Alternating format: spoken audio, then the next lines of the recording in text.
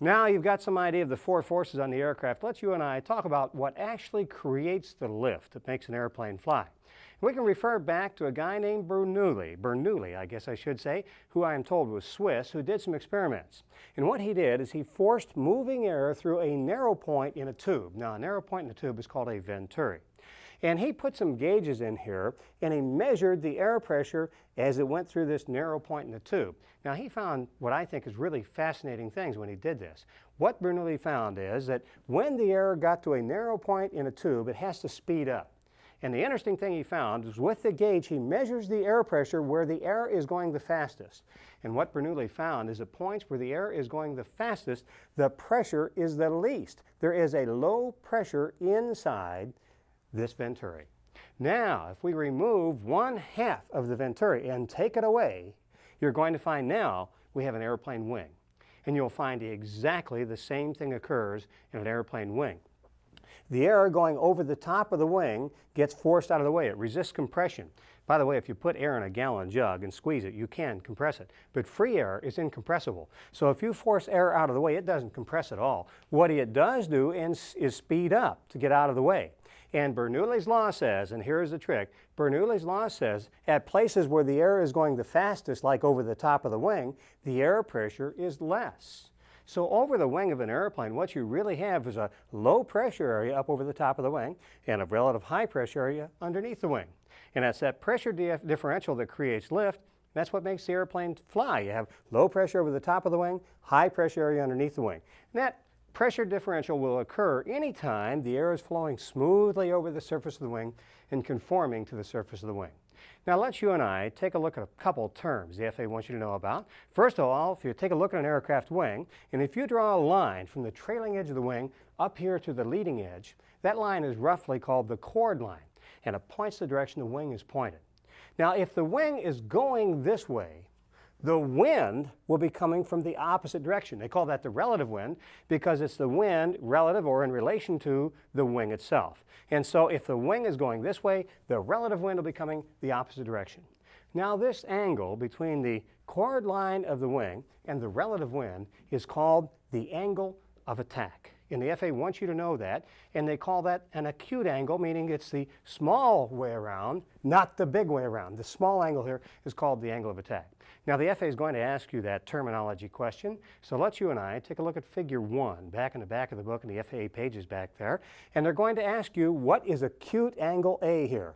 Well, here we have the chord line of the wing, here we have the relative wind. That angle is called the angle of attack. So that's one of the things you need to know is angle A is called the angle of attack.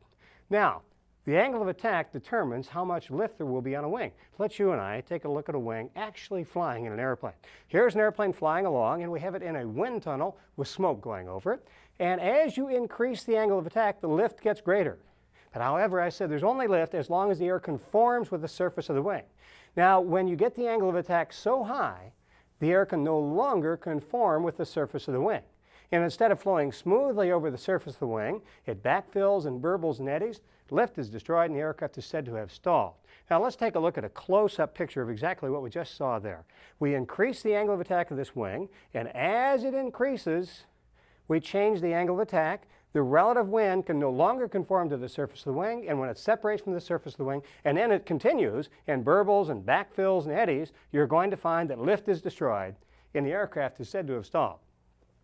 Now, an airplane stalls at a specific angle of attack. The exact angle of attack at which the air can no longer conform to the surface of the wing is really designed into the wing. So an airplane stalls at the same angle of attack regardless of the gross weight of the airplane. So at what angle of attack does an airplane stall at? Always, for the particular airplane and configuration of the wing, always at the same angle of attack. So that's one of the things you need to know. Now, as you go to higher altitudes, there's thin air at high altitudes, but that thin air affects your indicated airspeed, your airspeed indicator, in exactly the same way it affects the wing. So would you stall at the same indicated airspeed at high altitude or lower? And you see it right now. The indicated airspeed at which an airplane stalls will remain the same regardless of the altitude. There's thin air at higher altitudes, but there's thin air for both the wing and the pitot tube, and they're affected exactly the same way. So it's the angle of attack that makes an airplane stall. Now, normally an airplane will stall at a specific indicated airspeed because unless you have some load factor on the airplane, G forces on the airplane, it'll stall at a given angle of attack, and that angle of attack will always occur at a specific indicated airspeed. Now let's talk about spins, and this is an interesting example of spins right here. Spins are really exciting flight. That's fun, isn't it? All right, well, maybe it isn't fun for some people, but that's a spin. Now they're going to ask you on the test, what do you have to do to spin an airplane? Well, in order to spin an airplane, first it must be stalled. So you need to know, if you want to avoid this, want to avoid spinning an airplane, you need to avoid stalling that airplane.